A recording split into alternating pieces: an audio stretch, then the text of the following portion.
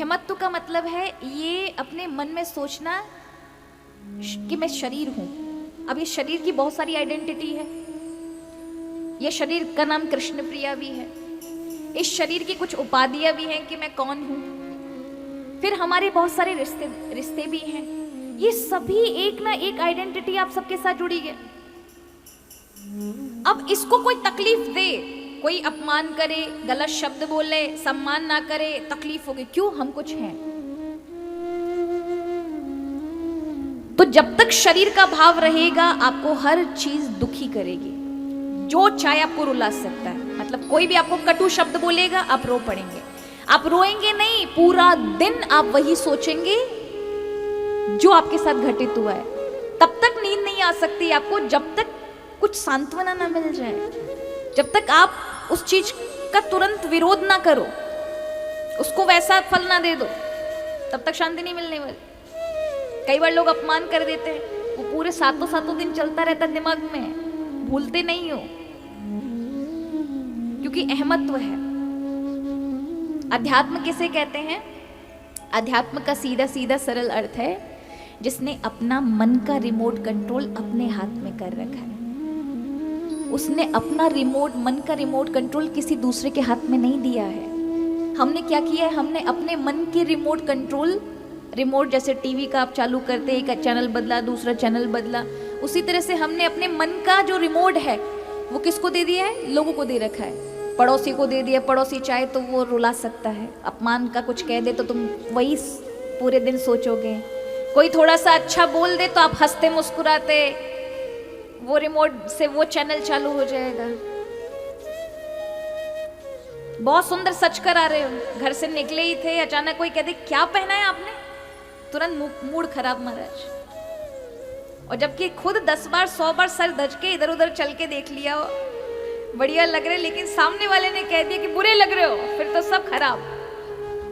अब आप आपको लगता है आपका रिमोट कंट्रोल आपके हाथ में ना, दूसरों के हाथ में।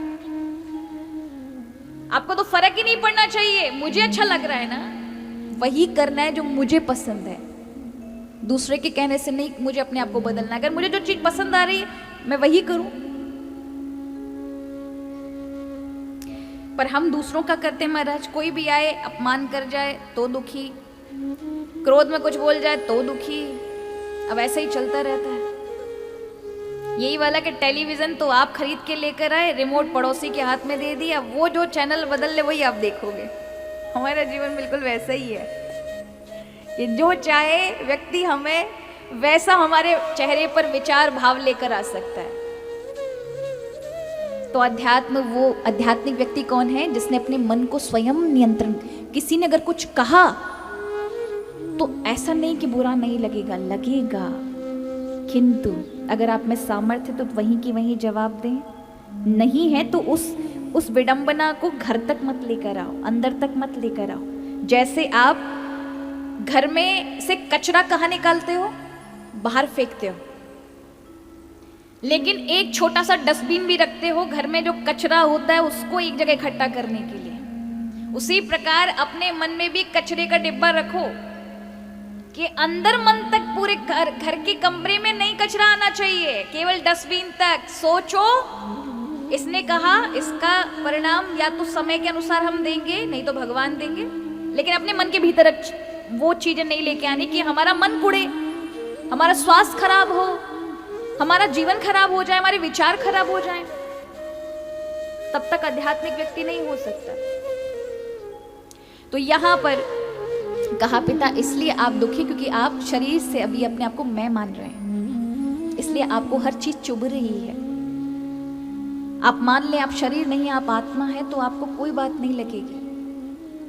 दूसरा, इस शरीर से जो जुड़े होंगे उनमें आपकी ममता है, इसलिए शरीर से जो पुत्र जुड़ा है उसने जो तुम्हें तकलीफ दी है, इसलिए तुम्हें दुख हो रहा है। पता है संबंध किसे कहते हैं? संबंध का अर्थ होता है समान रूप से संबंध। आप किसी को प्रेम करते हैं, सामने वाला भी उतना प्रेम करे ना, उसे कहते हैं संबंध, तभी संबंध निभाना। लेकिन आप अपनी ओर से 100% दे रहे, सामने वाले की ओर से 50 भी नहीं आ रहा है ना, उसे संबंध मत समझिएगा, वो संबंध नहीं होते।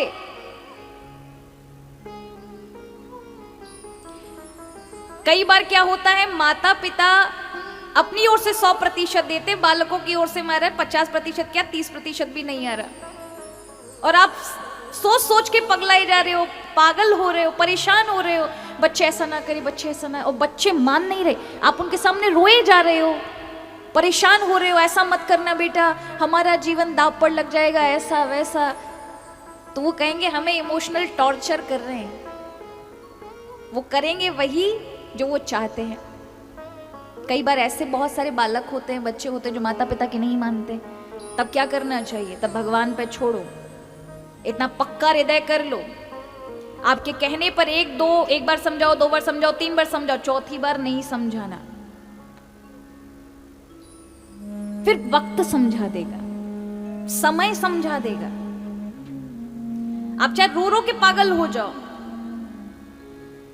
वो आपको सामान्य समझेंगे, क्योंकि समान संबंध नहीं रहा। तो समान संबंध में क्या होगा, आप तो पूरा बचाना की कोशिश कर रहे हैं, बच्चे बच्चे कहीं गलत ना करें, लेकिन बच्चों को वो समझ नहीं आ रहा। ऐसे में महाराज संबंध तभी निभ सकते जब बराबरी का हो। और कई बच्चे देखो हमारे संस्कारवान होते हैं, माता पिता जैसा कहें वैसे मानकर चलना, उसको स्वीकार करना। और माता पिताओं को भी इतना खुले विचार का होना चाहिए। बच्चे कुछ अच्छा अगर अपने जीवन में करना चाहते हैं तो उन्हें खुली छूट थोड़ी सी दें, विश्वास करें उन पर, उनकी काबिलियत पर, उनकी क्षमता पर, उनके मौका दें। और बच्चों को भी चाहिए उस मौके का गलत फायदा नहीं उठाना है महाराज। अगर मौका मिला है, अवसर मिला है तो उसे करना है। माता पिता का ने जो उम्मीदें रखी हम उन पर खरे उतरे। तो यहां